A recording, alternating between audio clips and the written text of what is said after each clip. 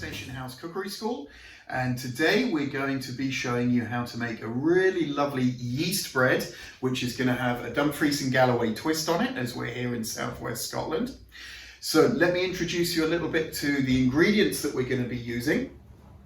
First off, we've got some flour. Now today I'm using a mixture of a white bread flour and a wholemeal as well.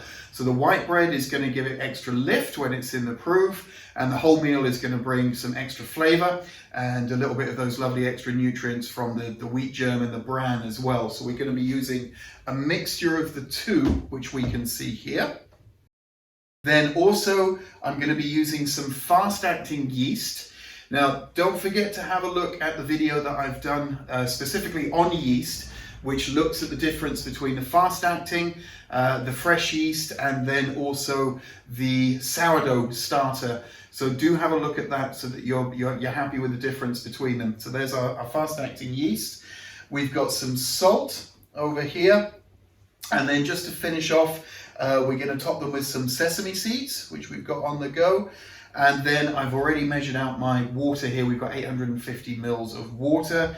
And you might be asking, what makes it a Dumfries and Galloway yeast bread? Well, I'm going to be using some of this beautiful Dumfries and Galloway honey. It comes from a local friend of mine, John, who produces this bee-provided honey. Just amazing quality stuff. If you're lucky enough to be in the area, do try and get hold of some of this from John. Okay, and now for the first stage, I'd like to introduce my assistant, my daughter Asha, who's going to come and help us today. She's insisted on being on rollerblades to do this, so if she's gliding around, that's the reason for that. So Asha, the first thing you've got to do, I want you to get the yeast and the salt and mix the flours together, okay? And as Asha's doing that, I'm just going to quickly butter up the tins. If you don't butter your tins, then there's a good chance that the dough will stick to it and you'll have a really difficult time getting them out after the baking. So just take a little piece of butter and give it a bit of a rub, like that, around the tins. Okay. And this will stop it sticking. And if you don't want to use butter, a liberal amount of sunflower oil put on with a brush would work pretty well as well. Anything just to make sure it's not going to stick. So a nice amount of butter. So the next thing we're going to do is take our beautiful Dumfries and Galloway honey, and we're going to take a nice dessert spoon of this, which is going to bring not only flavor, but it's also going to get that yeast activated really well. So yeast, again, if you've seen my little video on yeast, you'll know that what yeast needs to work is essentially the same as we do, which is water and food and the correct temperature. So the honey here is just giving the yeast some extra sugars to work with, because with this yeasted bread it will prove much quicker. We're using a high proportion of yeast here, which is going to activate much quicker. I'm going to pour and Asha's going to mix. There we go, so you can pour it all in. Now remember, this is a no-knead bread, this one. And so what that means is that we can get a really high hydration. So this is going to be a very wet mix indeed. And it's actually a little bit too wet to knead. So what we're going to be doing is just mixing it together, make sure everything is mixed through, and then we just pour it into the loaf tins. And it will seem ridiculously wet, but honestly, trust me, this will turn out to be one of the tastiest breads you've ever eaten. Okay, so now we've got our dough mixed. Our next job is to separate it evenly between the tins. If you've got some electric scales, this is the easiest way to do that. So I've put the tin onto the scales, got it down to 0, and I'm gonna weigh out just under 900 grams each. Try not to get the dough onto the sides of your tin, because again it might stick. So try and get it right in the center of it. And you can see what a wet mix this is.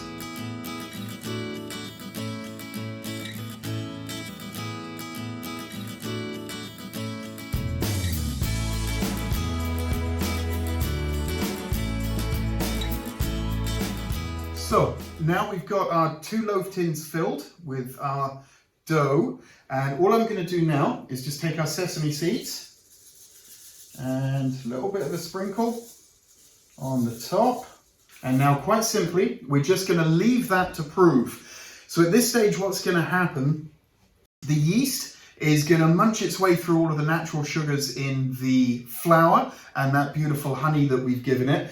And as it munches its way through that, it's going to give off gas.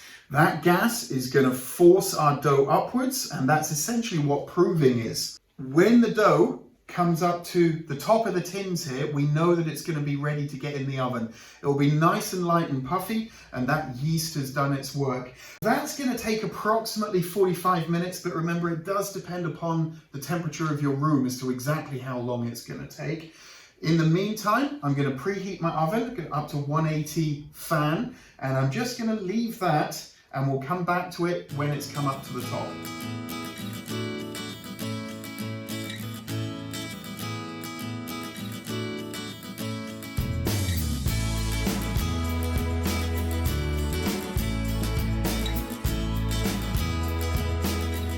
Okay, so now here we are. We're almost 2 hours later because we're in quite a cool environment at the moment.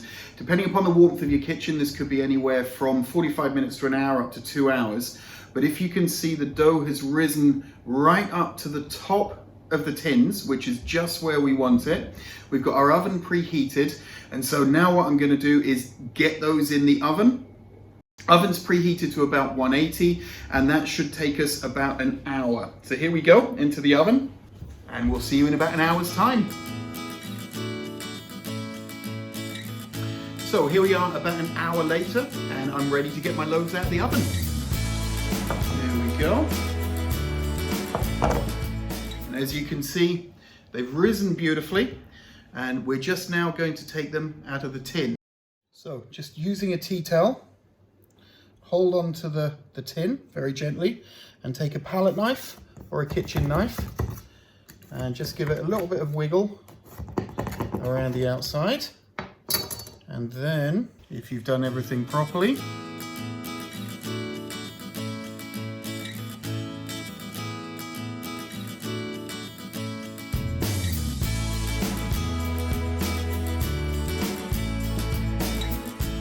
okay, so here we are. We've got our 2 beautiful loaves of bread here. We've got them out of the tins.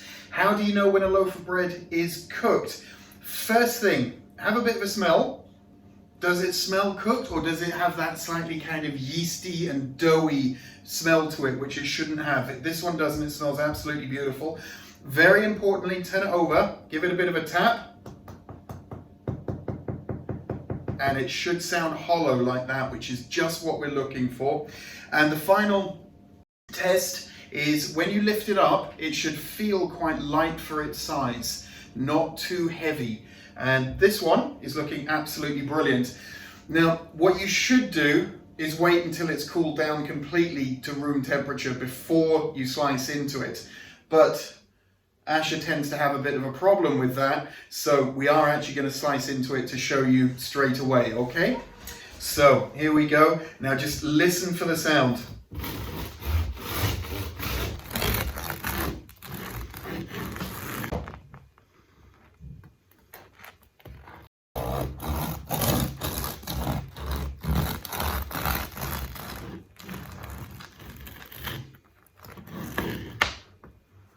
I really wish you could smell this. It's just absolutely heavenly, it really is. And we've got a beautiful crumb on the inside. And you heard when I was slicing into it, we've got that really, really crunchy, beautiful crust on the outside as well. So that is a no fuss, no knead, absolutely gorgeous loaf of bread. Give it a go. But before we go, I believe Asher's got something she'd like to say to you. Please hit that like button down below, and if you're new to the channel, please subscribe and hit that little bell to turn on notifications. and we'll see you back at Station House very soon.